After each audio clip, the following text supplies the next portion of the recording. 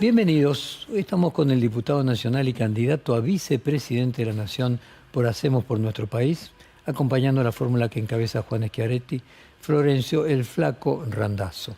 Él nació en Chivilcoy en 1964. Es contador por la Universidad de Buenos Aires, realizó posgrado en estrategias en la Universidad Argentina de la Empresa y tiene un máster en políticas de integración latinoamericana en la Universidad Nacional de La Plata. Entre el año 2007 y 2015 se desempeñó en el gabinete de Cristina Fernández de Kirchner, primero como ministro de Interior y luego como ministro de Interior y Transporte.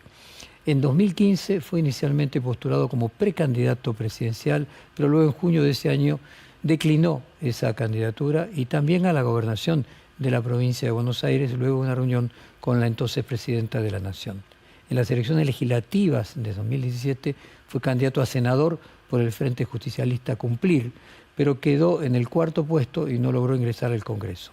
En las elecciones legislativas de 2021 se presentó como candidato a diputado nacional por la provincia de Buenos Aires, por su provincia, de la mano del Frente Vamos con Vos, donde resultó electo para el cargo que ocupa hasta el día de hoy. Se lo considera un fanático de la gestión.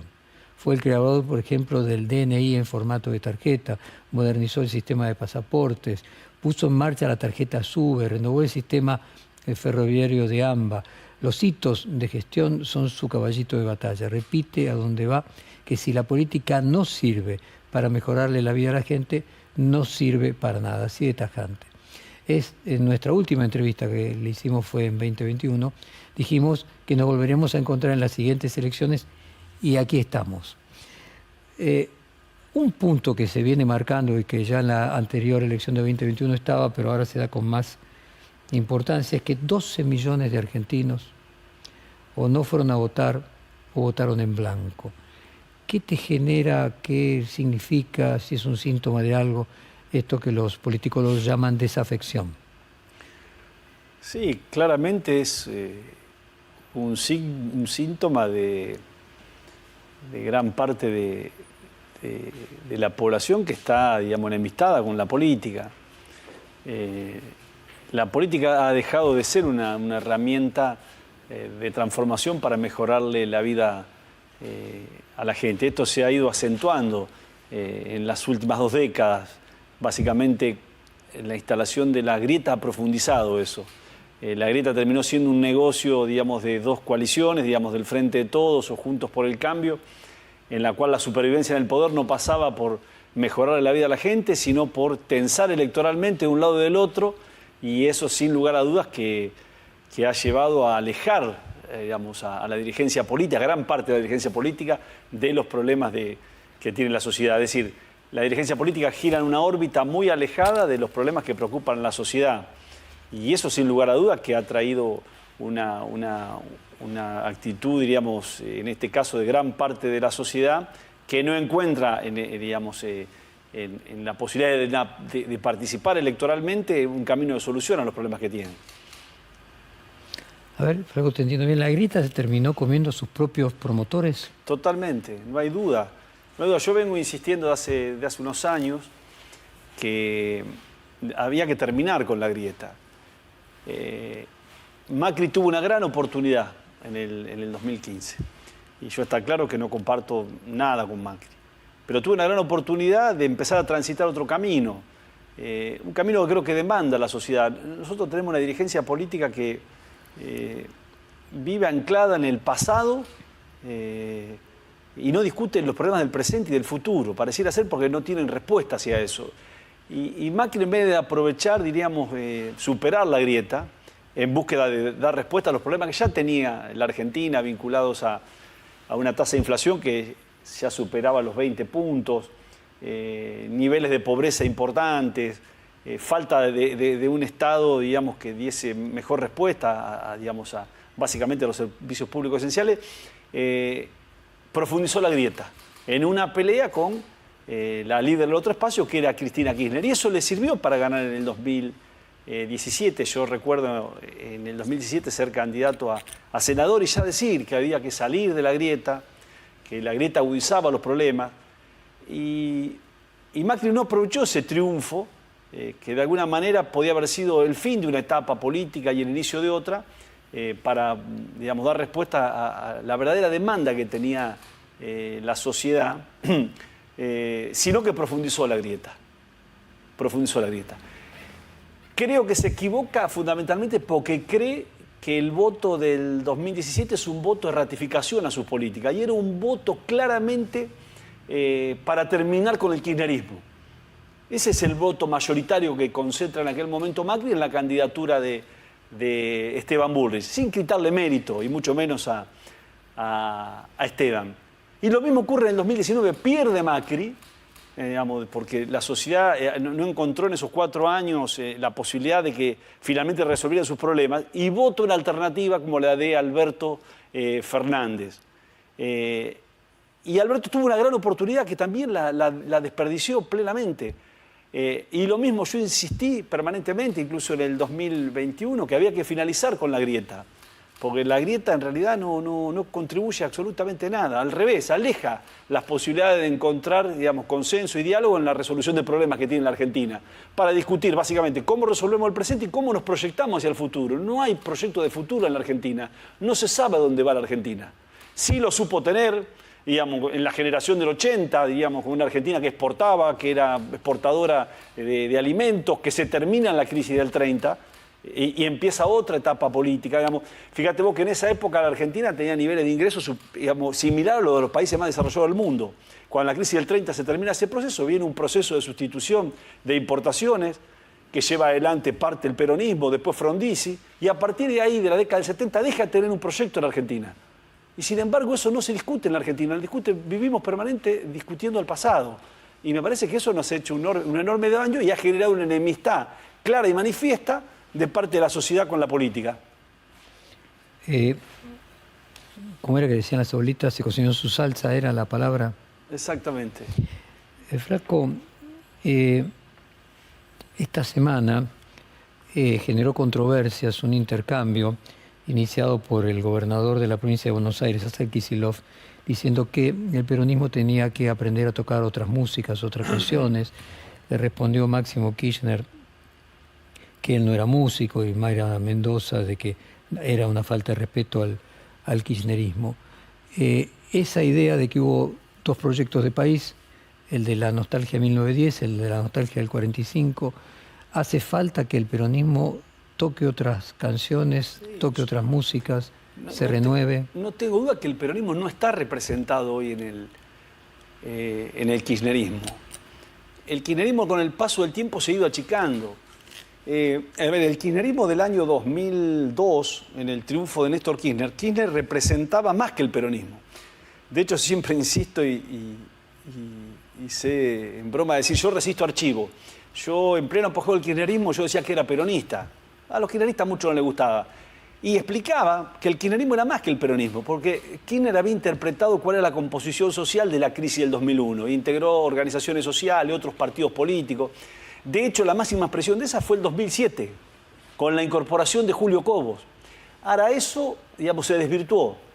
Yo creo que el inicio del proceso de destrucción de esa mirada frentista, de esa mirada abarcativa, digamos, que significaba también la posibilidad de llevar adelante un proceso de transformación importante en la Argentina y necesitaba mucho apoyo político, empieza ese proceso a desvirtuarse a partir del fallecimiento de Kirchner. Esta es la sensación que yo tengo. Después de analizarlo durante mucho tiempo, me parece que Cristina se termina refugiando en los muchachos de la Cámpora, que a mi criterio tienen una idea muy equivocada. Primero, hacia dónde va el mundo. El mundo, digamos, tiene reglas de juego, digamos. Nosotros tenemos una democracia representativa, vivimos en una economía de mercado, que nos guste o no, las leyes y las reglas no las ponemos nosotros. Y buscamos un Estado eficaz. Me parece que no tienen ni idea ni de dónde va el mundo, ni tienen idea de la importancia que tiene la gestión. Y creo que eso ha ido desvirtuando el proceso, digamos, de ampliación de un sistema político más profundo, con mayor, digamos, amplitud para poder llevar adelante transformaciones. Así que yo estoy convencido que el peronismo ha dejado de estar representado en el kirchnerismo. A mí me cuesta mucho entender que muchos dirigentes peronistas no sientan vergüenza con un gobierno que tiene 200% de inflación, con un gobierno que tiene 6 de cada 10 pibes pobres, en una Argentina que tiene 20 millones de pobres en total, 40% de pobreza, un gobierno que ha abandonado cualquier política que pueda generar riqueza, inversión y trabajo, que es el único camino posible para salir de la pobreza es ese, no hay otro camino, esto está inventado en el mundo. Entonces creo que ha quedado lejos la representación del peronismo en este espacio político. De hecho, el peronismo siempre fue una fuerza de inclusión. Si hay algo que lo distinguió al peronismo en la mitad del siglo pasado fue precisamente la irrupción en un proceso político que incluyó a diferentes sectores, la vida política, económica y social. Este es un gobierno de asistencia a la exclusión, Jorge. Esto es bolsa de alimento y planes. Y eso es indignidad. Eso es indignidad. Querer resignarnos a que en realidad esta es la única vía posible. Yo por lo menos creo que no. Yo sé decir que cuando los que mandan pierden la vergüenza, los que obedecen pierden el respeto. Y esto es lo que ha pasado en el peronismo. ¿Asistencia a la exclusión? Es asistencia a la exclusión. No tiene, no tiene ninguna política vinculada a fomentar la producción y el trabajo. A ver, los países más desarrollados del mundo primero tienen una política macroeconómica estable. Cosa que la Argentina no tiene desde hace muchísimos años. Y eso está vinculado básicamente a la falta de equilibrio fiscal. Ya no se discute en el mundo si el déficit fiscal es de izquierda o de derecha. Hace poco, ni bien asumió Boric, vino a la Argentina y dijo, no es una cuestión ideológica el déficit fiscal, está claro. Una balanza comercial favorable debería tener la Argentina, cuenta corriente de exportación e importaciones con un tipo de cambio alto para generar posibilidad de que la Argentina exporte. Si va la demanda de dinero tiene que ser de acuerdo al crecimiento de la economía y tiene que tener trabajo formal. Entonces, si tenemos una economía, una macro estable, podemos generar a largo plazo una política de desarrollo que básicamente hable de dos temas clave, que habla el mundo, que es la productividad y la competitividad. Este gobierno no tiene nada de eso, ni siquiera habla de esto. Entonces, la salida frente a eso, ¿qué es? Es aumentar el presupuesto vinculado al tema de los planes. Y que está claro, demostrado, que ha aumentado el presupuesto en planes y paulatinamente ha aumentado la pobreza. Ahora, Flaco, esa renovación, eso que decía Kicillof, de tocar nuevas músicas, lo han intentado vos mismo, lo has intentado en distintos momentos, aunque hoy están en caminos diferentes. Lo ha intentado el Frente Renovador con Sergio Massa, lo ha intentado el propio Alberto Fernández, siendo jefe de campaña de algunos de ustedes. Hay un problema en el panperonismo, que el kirchnerismo no permite que eso se termine consumando, o estamos en un proceso final en el que eso va a terminar permitiéndose? Yo creo que estamos en un fin de ciclo del kirchnerismo. Pero está claro que ha faltado vocación de parte de los dirigentes de insistir en este proceso de transformación y de cambio, que muchas veces lleva tiempo, es difícil, es David contra Goliat. Y aparte la grieta, en los últimos años, ha invisibilizado cualquier otro tipo de alternativa. Por eso es muy interesante el fenómeno de Milei. Porque Milei supo romper la grieta. Tal vez porque en realidad dejaron que prospere, un Milei sin entender que había en Milei la posibilidad de un riesgo serio y concreto hacia la grieta. Porque Milei es una respuesta al fracaso estrepitoso de la política durante 40 años. Es decir, está claro que cuando uno analiza el proceso democrático argentino de estas 4 décadas, si bien hubo avances en las libertades, en los derechos humanos, en la interpretación de la diversidad de género, hubo trazos básicamente en la pobreza y en la economía. Entonces me parece que, y eso terminó no dándole respuesta a la sociedad en relación a la posibilidad básicamente de progreso, que eso también fue el peronismo. Y ahí aparece una figura como la de Milei. Y la política, la dirigencia política tradicional, le cuesta interpretar este fenómeno. No solamente le cuesta interpretarlo, sino quiere imponer el miedo. Y yo digo, no les va a resultar, porque la sociedad ya perdió el miedo, aún de caer en el vacío. ¿A propósito de qué? ¿De qué dato mata relato, Jorge? Hoy tenés inflación, tenés pobreza, tenés desocupación, tenés malos servicios públicos que presta el Estado. Vos fijate lo que ha pasado con la educación en la Argentina. Cuando uno mira la inversión en materia educativa, desde el año 83 al 2003 era 3.8 del producto. Del 2003 a la fecha, 5.8. Sin embargo, la calidad educativa cayó. ¿Sí? Entonces, la educación, por ejemplo, que era un lugar donde, yo digo, es la política distributiva más importante, nos ponían igualdad de oportunidades a todos, eso se perdió. Entonces, la Argentina siente, digamos, el hombre común siente que perdió la calidad educativa, que ha perdido calidad en la salud, que no tiene seguridad, que, digamos, porque la seguridad ha sido ganada por los delincuentes, la justicia no funciona. Entonces está claramente que hay un voto ahí que de bronca y también de otras expectativas, de decir, bueno, pruebo con esto a ver qué pasa. Ahora vos decías que la sociedad en estos 40 años ha fracasado en economía, que la pobreza, la inflación son algunos de sus síntomas, pero que ha mejorado en las cuestiones que tienen que ver con la civilidad, derechos humanos. Y tenemos que la vicepresidenta de Milei, Victoria Villarruel, plantea no solamente un acto de reconocimiento a las víctimas del terrorismo, que presentó reconocimiento desde ya, pero de negacionismo del terrorismo de Estado. Sí, yo tengo una posición absolutamente contraria a la de ella, ¿no? Pero también creo que la Argentina tiene que empezar a mirar hacia adelante. Jorge, hay países que han pasado por tragedias superiores a la nuestra y se han superado, han crecido, se han desarrollado, sin dejar de tener memoria, verdad y justicia, está claro, pero la Argentina tiene que discutir el futuro, me parece. ¿Cómo resolvemos los problemas del presente y cómo resolvemos... O sea, ahí ella cae en la grieta. Yo creo que sí, yo creo que eso no aporta demasiado. Me da la impresión a mí que discutimos cosas que están alejados por lo pronto del común de la sociedad. ¿Por qué el cordobesismo no se dejó colonizar por el kirchnerismo? Primero creo porque, a ver, sintieron que las políticas que llevaba adelante el kirchnerismo no representaba la estructura económica y social de Córdoba. Córdoba está en el núcleo productivo de la Argentina, donde el kirchnerismo no ha tenido política sobre eso.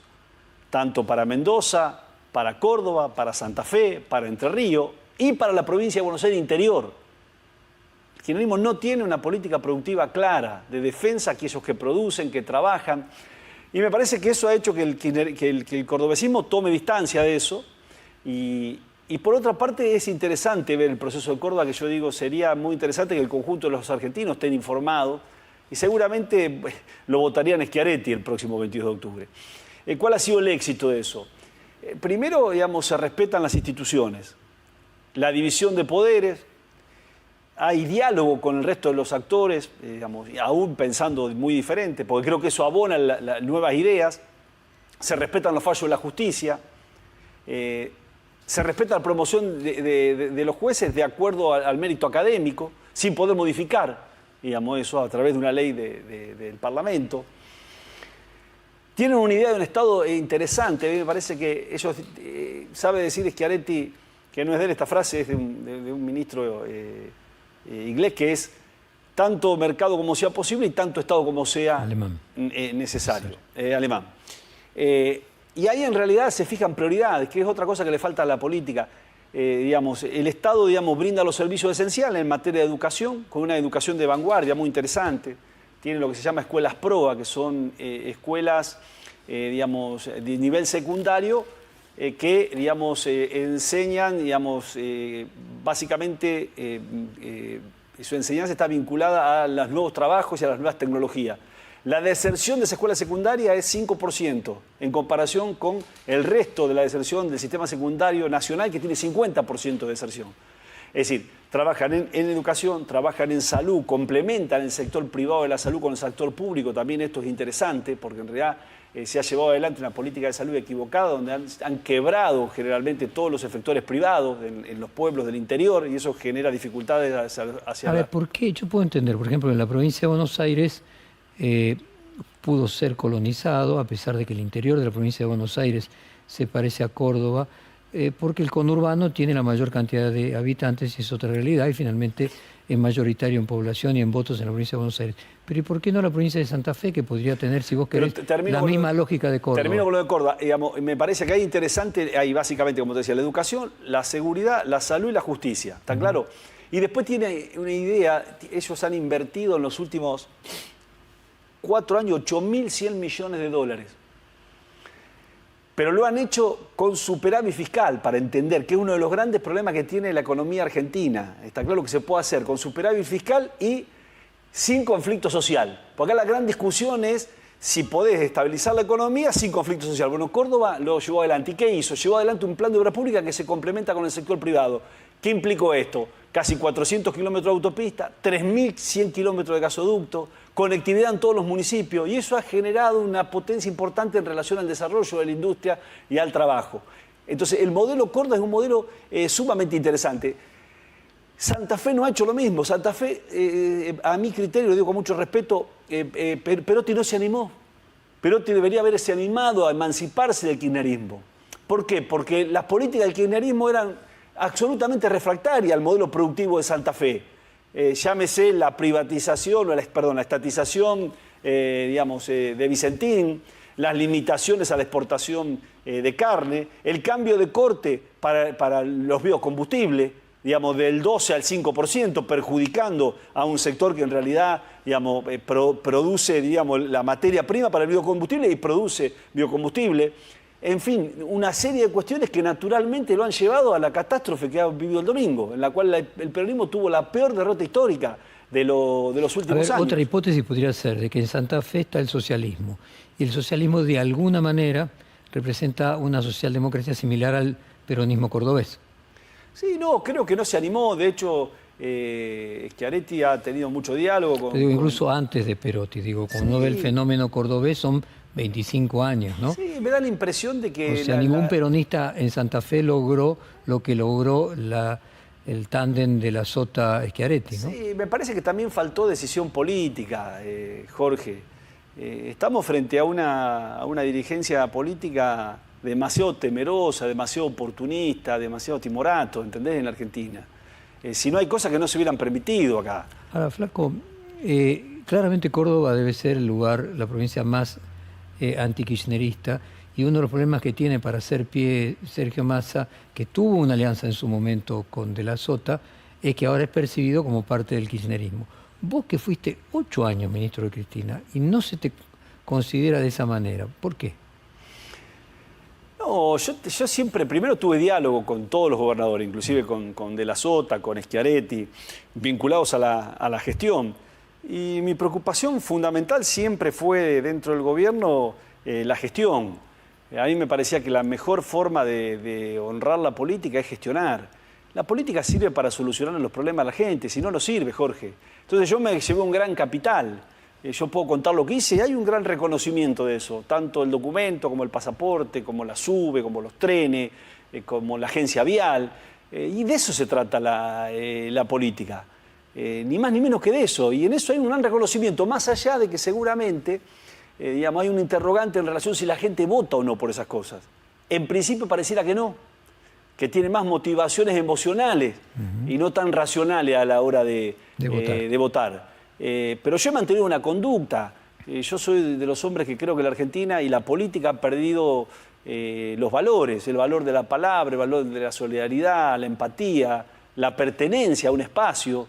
Yo me fui en el 2015 distanciado por las decisiones de Cristina, entendiendo que ya en el 2011 habíamos perdido una gran oportunidad. Cuando Cristina gana con el 54%, debería haber llevado adelante lo que había prometido, que era la sintonía fina. La sintonía fina era una nueva ley federal de impuestos, una justicia, con mayores controles, para medir a través de gestión por resultado, haber aportado para que la justicia se modernice, un sistema electoral moderno. Y sin embargo nada de eso se llevó adelante. Y por si faltaba poco, estuvo claro la intencionalidad de ella, que continúa hoy, de elegir delegados. Fíjate esto, entrevistaba en estos días al autor del Cerebro Político, un neurólogo, que él planteaba que existía una tendencia en las personas más conservadoras a votar por el miedo, y en las personas más progresistas a tener menos miedo. Y lo que vos decís es que finalmente esas emociones, lo que él decía, esas emociones regulan el voto y no finalmente la gestión. Exactamente. ¿Sentís que lo mismo le pudo haber pasado a Horacio Rodríguez Larreta? Puede ser, sí, creo que sí. Y aparte me parece que la política argentina, y Horacio no es la excepción, es demasiado conservadora, Jorge.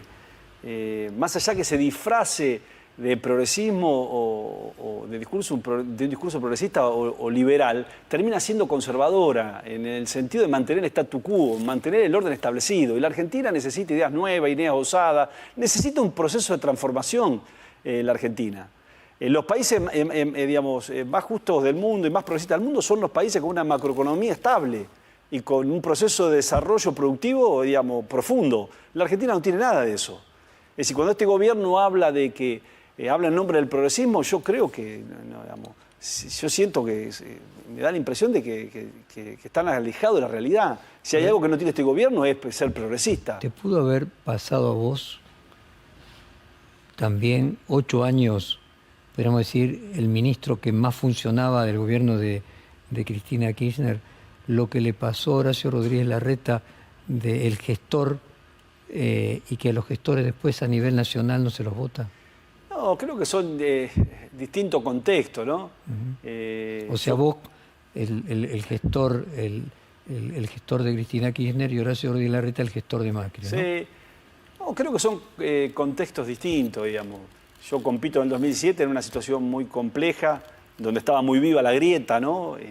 Y participa Cristina contra el candidato de Mauricio Macri, que era Bullrich en aquel momento, como candidato a senador, sabiendo que no tenía ninguna posibilidad. Porque la política no se trata del oportunismo, de saber cómo me va coyunturalmente en determinado momento. Yo creo en la construcción de un camino, tal vez a mediano y largo plazo, que seguramente va a dar su fruto, cosa que la política no sostiene. No apuesta al mediano y largo plazo. Y lo hice también en el 2021, sacando 500.000 de votos solo en la provincia de Buenos Aires, frente a una grieta que todavía se mantenía viva, que era la disputa en aquel momento entre Diego Santilli como candidato de Juntos por el Cambio y de Tolosa Paz. Creo que el contexto era diferente y bueno, y no sé si es lo mismo que Horacio. No hay duda que en la paso de Cambiemos se ha dado, digamos, la voluntad de quienes participan de ese espacio fue votar a alguien, digamos, como Patricia, tal vez con más carácter, o por lo menos con otra personalidad, con la idea de que la Argentina necesita otro perfil de liderazgo. Vos marcabas el tema de la gestión que no pareciera no dar votos.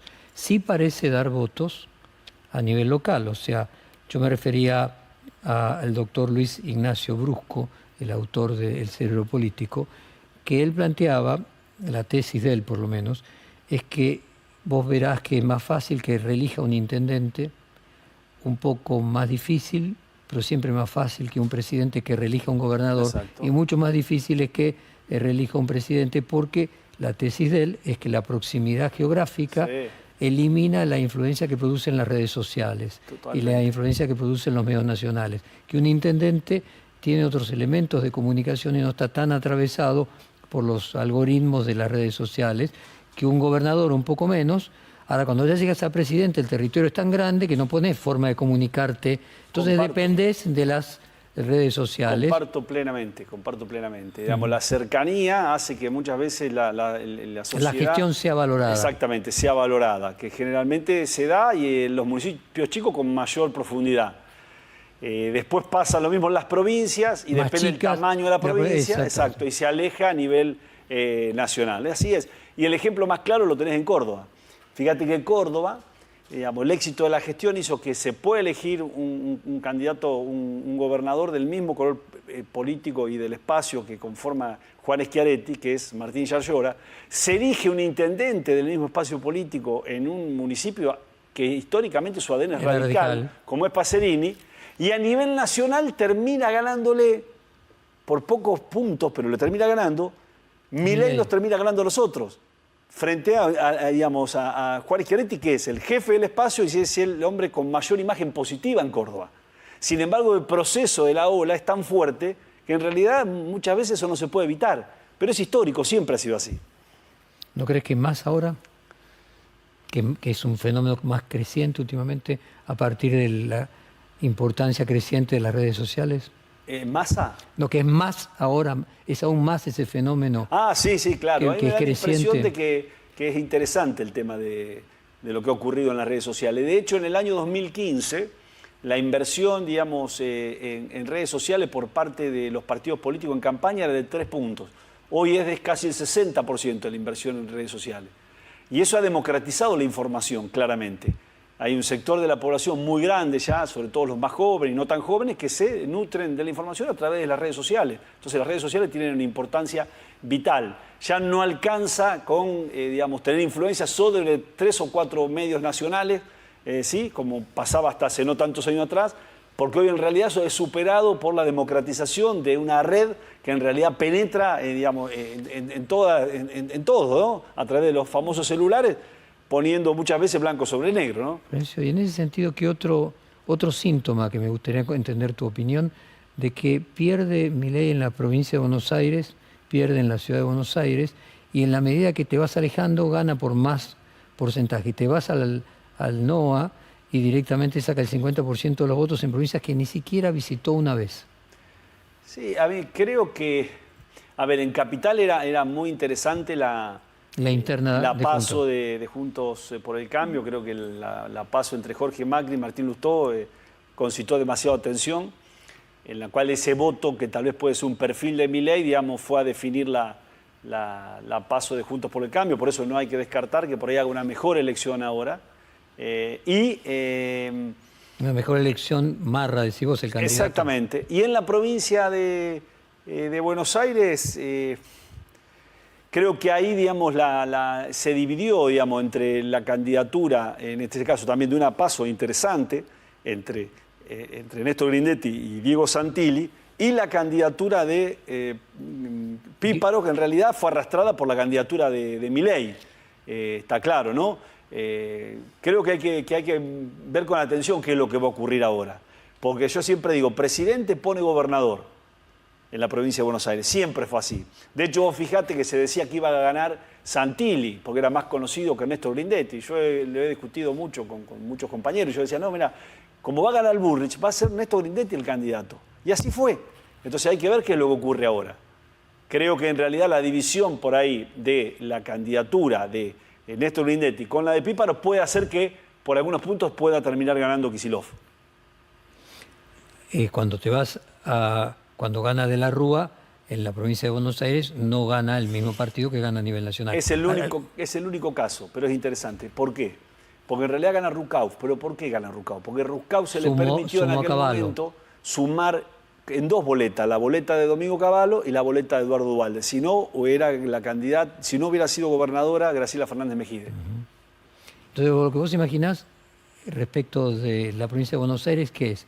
Es que a lo mejor gane Kicillof porque Píparo crece lo suficiente como para reducir los votos de Juntos por el Cambio. Exactamente, puede ocurrir eso. ¿Y cómo te imaginas una sociedad que el presidente sea Milei y el gobernador sea Axel Kicillof? Tiene que ser normal eso, debería ser normal y maduro eso. De hecho, hay gobernadores de distintos colores políticos del gobierno, de Corrientes, Jujuy, digamos, y sin embargo conviven con el gobierno Pero nacional. la provincia de Buenos Aires tiene una envergadura distinta. Sí, por algo vos no quisiste ser gobernador. Sí, por eso no. Seguramente que será un gran desafío para la institucionalidad argentina. Pero bueno, son las reglas de juego esas. ¿Crees que el discurso, vuelvo al comienzo de la entrevista, el discurso de Kicillof, hablando de que eran necesarias otras músicas para el peronismo, de alguna manera estaba vislumbrando eso de que si él es gobernador reelecto y el peronismo no ocupa la Casa Rosada, va a necesitar de alguna manera independizarse del kirchnerismo? No lo veo, la verdad no lo veo. Primero porque Kicillof no es un hombre que viene del peronismo. Claramente, Kicillof vino como delegado a la provincia de Buenos Aires, de Cristina. Tendrá que transitar y caminar y demostrar que ha tomado autonomía. Pero por ahora no ha sido así, ni siquiera en el armado de las últimas listas, donde las listas de la provincia de Buenos Aires las terminó armando la Cámpora. Así que a mí me cuesta creer, digamos, que algunas cosas de las que dicen, si se corresponden o no con lo que piensa y lo que cree que habría que hacer de cara al futuro. Flaco, otro fenómeno que uno podría analizar últimamente es cierta revalorización de los 90 y de Carlos Menem. En el caso de Milei es explícito, incluso hasta en las patillas crecientes que cada vez tiene mayor proporción. Pero también uno podría decir que el propio Sergio Massa tiene sus comienzos en la UCD, cuando era aliada del peronismo menemista. ¿Es un síntoma de algo eso? No, creo que básicamente hay una mirada, digamos, ya desapasionada, habiendo pasado tantos años, y creo que se le valora básicamente a Carlos Menem el tema de la estabilidad económica. Digamos, el hecho de vivir sin inflación durante muchos años, en el famoso 1 a 1, independientemente de que, por supuesto, debería haberse salido a tiempo de esa situación, y si no, había que haber mantenido precisamente el equilibrio fiscal, que fue uno de los grandes problemas que tuvo la convertibilidad. Hay una valoración en ese sentido.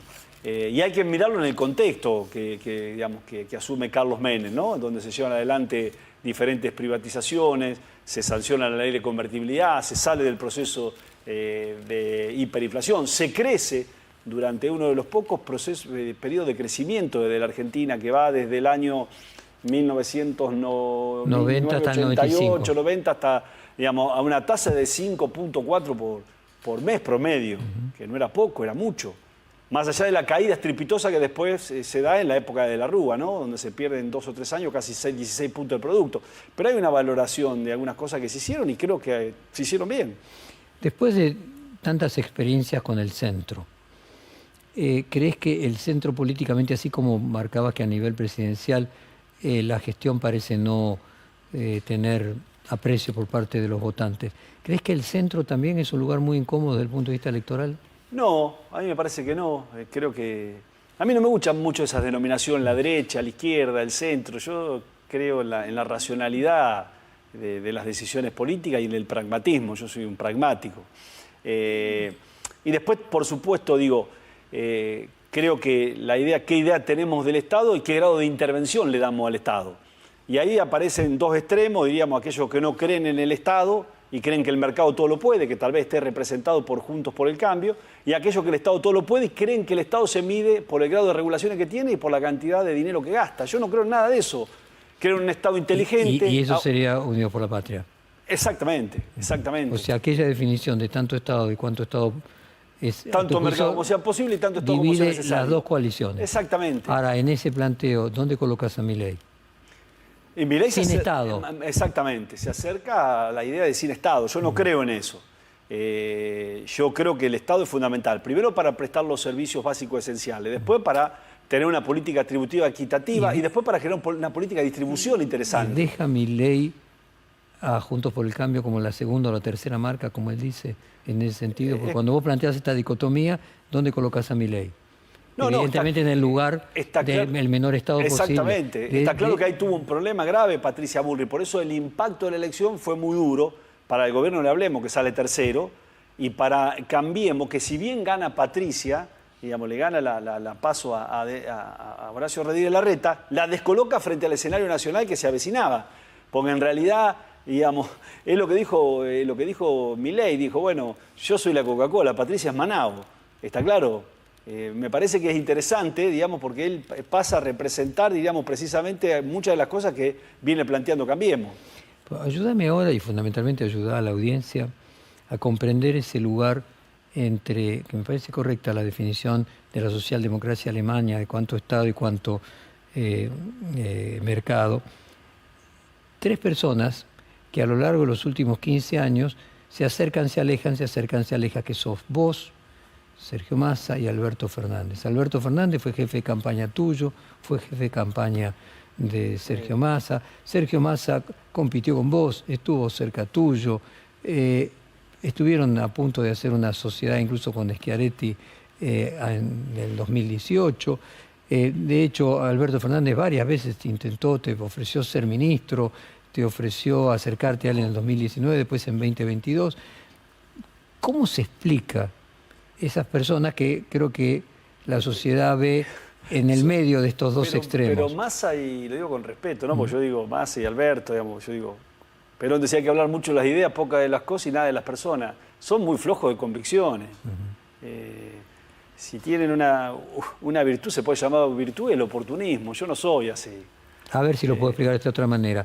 vos estás siempre en el centro y ellos se componen Yo estoy de ir a un lado y al otro. Yo Entonces estoy en es el un lugar que promedio. estuve siempre y aún frente a ofrecimientos muy importantes mantuve mi conducta, porque no creo que la política sea un lugar por una carrera por los cargos, ¿no? Yo soy un hombre de convicciones, digamos, que defiendo lo que pienso y lo que creo. Pero la cosa sería, una cosa es el medio y otra cosa es un promedio entre dos extremos. Sería así. Sí, Un lugar que está en el medio y otro que un día está en un extremo, el otro día está en el otro, exagerando los extremos, y que entonces en promedio da el medio. Ese famoso tema que las estadísticas dicen que una persona come un pollo por día y hay uno que come 2 y otro que come 0. Yo apuesto básicamente a un país normal, Jorge. Un país normal es un país donde el que roba va preso, el que no estudia repite, el que no trabaja no cobra. Acá se perdieron algunas cosas esenciales en la Argentina, ¿entendés lo que digo? En una democracia representativa, en una economía de mercado y en un Estado eficaz. Eso necesita la Argentina. Si eso es del centro, bienvenido al centro. Y la diferencia que tenemos nosotros con Schiaretti y con el resto de los candidatos es que nosotros lo hemos hecho. Schiaretti lo hizo en la provincia y yo lo hice en aquellos lugares que tuve responsabilidad de gestión. Entonces, a mí me diferencia, vuelvo a repetirte, de Massa y de Alberto, digamos, el oportunismo. Digamos, yo no soy un oportunista. Seguramente les ha ido mejor a ellos, tal vez en la visión de ellos, no en la mía. ¿Entendés? Pero yo creo en las ideas, sostengo las ideas y creo que tarde o temprano algún día la Argentina va a tomar un rumbo más racional. Porque ¿sabés cuál es la realidad de esto? La única verdadera realidad, y la realidad es que el resultado ha sido muy malo, el abandono de valores de parte de la política, la pérdida del valor de la palabra, la pérdida del compromiso, ha destruido a la política, y esa política ha destruido a la Argentina. Flacón, Massa habló de un nuevo pacto federal, hay toda una controversia respecto de que las provincias van a recibir menos coparticipación por la reducción del impuesto a la carta categoría de ganancias, por la reducción del IVA a los alimentos. Vos con tu experiencia de ministro de Interior, ¿cómo imaginás que tendría que ser la solución a futuro del problema de la coparticipación y los impuestos? A ver, se debe discutir un país normal debe respetar las leyes, está claro, y las instituciones. La reforma del 94 da un plazo de 2 años para discutir una nueva ley de copa. Pasaron muchísimos años y nunca se discutió. Es necesario discutir una nueva ley de coparticipación para resolver las asimetrías que tiene la Argentina. Hay una gran posibilidad de esa discusión. ¿Por qué? Porque precisamente en eso creo que lo único que nos termina ayudando el proceso inflacionario. Porque yo digo, nadie recibe menos recursos de los que recibe hasta hoy. Ahora, los que vengan adicionales, producto del proceso inflacionario en la Argentina, en realidad lo vamos a distribuir de acuerdo a estos parámetros. También al nivel de desarrollo, necesidades básicas y satisfechas, logística y para el sistema productivo. Me parece que hay una gran posibilidad y de esa manera, digamos, lo que vos estás dando es independencia política a los gobernadores, a los intendentes, cosa que hoy no ocurre, digamos. Gran parte del condicionamiento que se ha llevado en los últimos años por la concentración de recursos ha hecho que la política pierda autonomía, porque si no hay autonomía económica, no hay autonomía política. Está claro a quienes tienen responsabilidad de gobernar. Más allá que yo no lo justifico en algunas actitudes que han tenido, pero está claro que los gobernadores son empleados del Poder Central. La Argentina, en los hechos, es un país unitario. Ha habido una enorme concentración de recursos del gobierno nacional para condicionar la política del resto de las jurisdicciones. Te voy a dejar planteada una pregunta que ya va a temas concretos electorales para que me lo respondas después del corte. Más allá de tu voluntad, un escenario posible es que hacemos por nuestro país no ingrese al balotaje y si haya un balotaje entre cualquiera de las otras 3 fuerzas, en ese caso, ¿qué harías? Pero me lo respondes de acá a unos minutos que vamos a un corte y ya volvemos. Okay.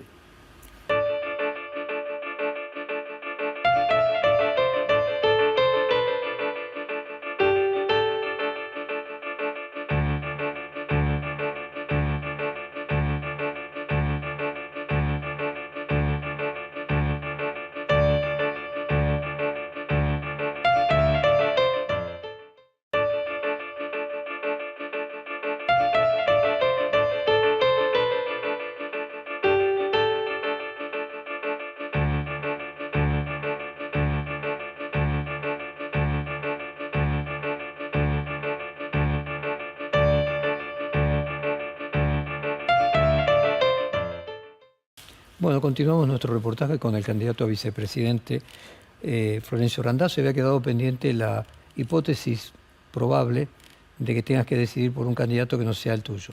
No, a ver, nosotros vamos con las mayores expectativas de acá al 22 de octubre. Invitamos a la reflexión a quienes vayan a votar. De 22 fórmulas quedaron 5. Yo no tengo ninguna duda, Jorge, lo digo con total humildad, que el mejor candidato a presidente es Schiaretti. Ninguna duda. Por su historia, por ser un gobernador exitoso en una provincia compleja, una provincia productiva, interesante, donde hay industria, donde está el campo, donde está el sector ganadero, donde está el turismo. Ha sido respetuoso de las instituciones. Básicamente, cuando uno habla del respeto a las instituciones, tiene que ver con la confianza y la previsibilidad para quien viene a invertir. En eso Córdoba ha sido un ejemplo. Tiene un Estado, digamos, que es eficaz, presta servicio y a su vez tiene una economía, digamos, sin déficit. Es una provincia sin déficit que ha permitido invertir, como yo te decía, en los últimos años, 8.000 millones de dólares. Tiene una mirada, digamos, donde se complementa con el sector científico, el sector productivo y el Estado. Entonces, yo no tengo duda que en realidad si la sociedad, digamos, podría tomarse el tiempo de reflexionar en relación a los distintos candidatos, no hay duda que es el mejor candidato. Y cree en la gestión, como creo yo.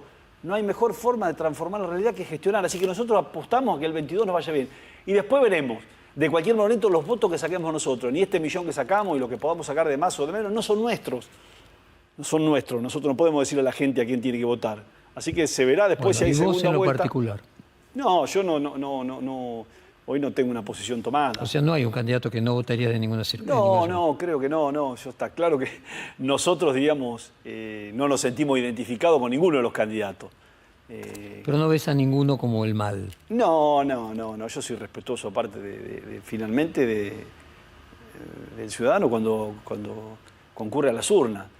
Cuando nos acompaña y cuando no nos acompaña. Así que hay que ser respetuoso de eso. O sea, ¿te imaginas como viable un gobierno presidido por Javier Milei? Puede ser, ¿por qué no? A ver, ayúdame a entenderlo, con un puñado de diputados, un puñado Mirá, más Jorge, pequeño para de ser senadores. mejor que este gobierno no necesitas mucho. No necesitas demasiado, necesitas sentido común. ¿Está claro? Acá quieren imponer el miedo y eso es irritante. ¿Sabés por qué es irritante? Porque es la justificación de la política, del fracaso de la política. ¿Está claro? Que no quieran imponer el miedo, que se pregunten por qué la gente votó a Milei, por el fracaso de la dirigencia tradicional política que ha llevado al fracaso de la Argentina. La Argentina es un país que está todo por hacerse, que tiene miles de oportunidades, que no hay nada que inventar, ¿sabés qué hay que hacer? Hay que copiar en Argentina. Nada de eso se ha hecho. Se han agudizado todos los problemas. ¿Te parece? El caso más emblemático es el ministro de Economía candidato a presidente, Jorge. 200% de inflación, el responsable de el último año de 2 millones nuevos de pobres. La inflación más importante en los últimos 32 años. ¿De qué estamos hablando? Y la idea esta de que no se pueden resolver las cosas es falsa, que es una cosa que a mí me apasiona y tal vez hasta me violenta de decir, che, no nos resignemos, es posible que la Argentina pueda resolver la inflación, es posible que la Argentina tenga una política productiva, es posible que la Argentina se desarrolle, es posible que la Argentina vuelva a reconstruir el Estado para brindar servicios de calidad. ¿Cómo no va a ser posible eso? Muy bien, y si es posible, y vos decías que para eso no hace falta mucho más que sentido común. ¿Crees que Milei tiene sentido común? No, vuelvo a repetirte, yo no soy quien para hablar de Milei. Digo, finalmente Milei concitó la voluntad de 7 millones de argentinos. Entonces hay que preguntarse qué fue lo que hizo la política para que ocurra ese fenómeno. ¿Está claro? Esto es la pregunta que debe hacerse la política, independientemente de Milei, ¿entendés? Independientemente de Milei. Tal vez sería, si Milei es tan malo, debería preguntarse la política qué fue lo que pasó que ganó algo tan malo. ¿Entendés lo que digo? Porque si no, ¿entendés? Siempre miramos, no nos hacemos cargo de nada. ¿Entendés? Entonces, si te parece bien, para seguir tu procedimiento, primero tendríamos que ponernos de acuerdo si es malo.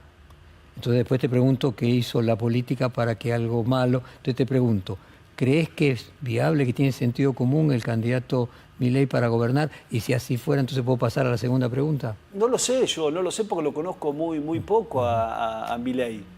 Está claro que Milei hoy... ¿Y cómo hace un votante? Porque no tendría que estar viviendo con Milei. O sea, vos votás porque conocés a los candidatos. Yo lo conozco muy poco, creo. La mayoría de la gente que vota lo conoce igual que vos. Milei primero no dice cosas digamos, que son tan irracionales, independientemente que uno puede tener la opinión o no, la misma visión que tiene Milei. Y después, naturalmente, es el reflejo del fracaso de la política tradicional, que salió en la grieta por el lado de Milei. Terminó votando un emergente. Entonces, la idea de sostener el miedo sobre eso, a mí me parece un disparate. Absolutamente un disparate. Dejemos que la gente... O sea, preferís que gane Milei. No, prefiero que la gente vote libremente. Si no gana vos con prefiero el gringo, que la gente vote Milei. libremente, sin miedo, sin ningún tipo de miedo. Porque no me parece que eso sea bueno para la Argentina. Está claro que acá Patricia Bullrich fue parte de un gobierno que fracasó y Massa es la cara visible del fracaso kirchnerista.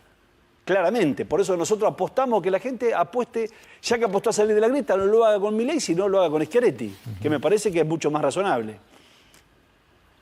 ¿Crees que, ya me dijiste que creías que había una decadencia del kirchnerismo, ¿crees que esa misma decadencia le toca a Macri y a Juntos por el Cambio? Sí, no tengo ninguna duda.